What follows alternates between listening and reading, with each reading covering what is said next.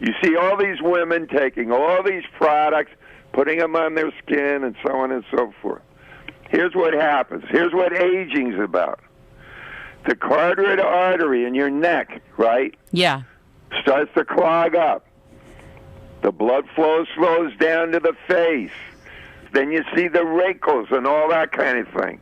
And that's why if anybody expert's talking to me about water, the first thing I consider is the age and looking at the person's face. And that way you know if they know what they're talking about. It's that simple. Now, I'll give you an example. Well, I went down to see my brother.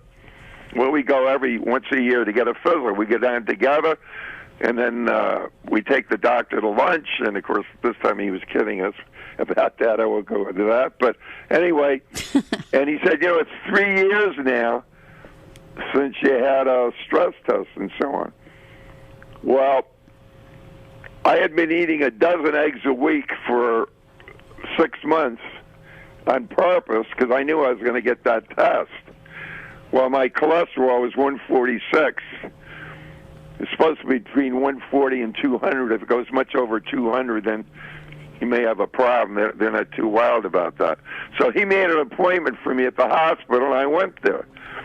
So they came out to get me and take me in to have the test, and they thought they'd made a mistake. They asked me my date of birth 3 times.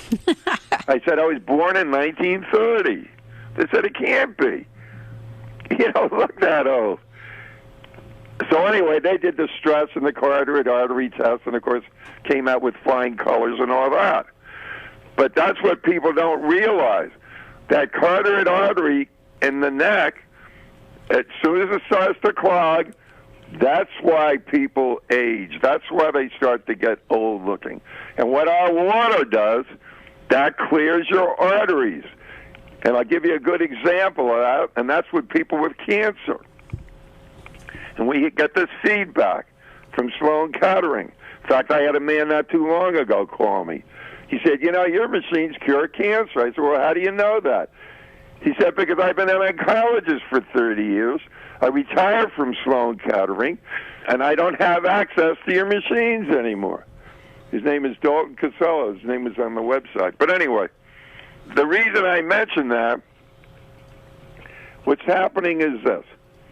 In the bloodstream, your blood's 94% water. And that's why Dr. Abraham was testing blood flow. Using ultrasound and all that kind of thing.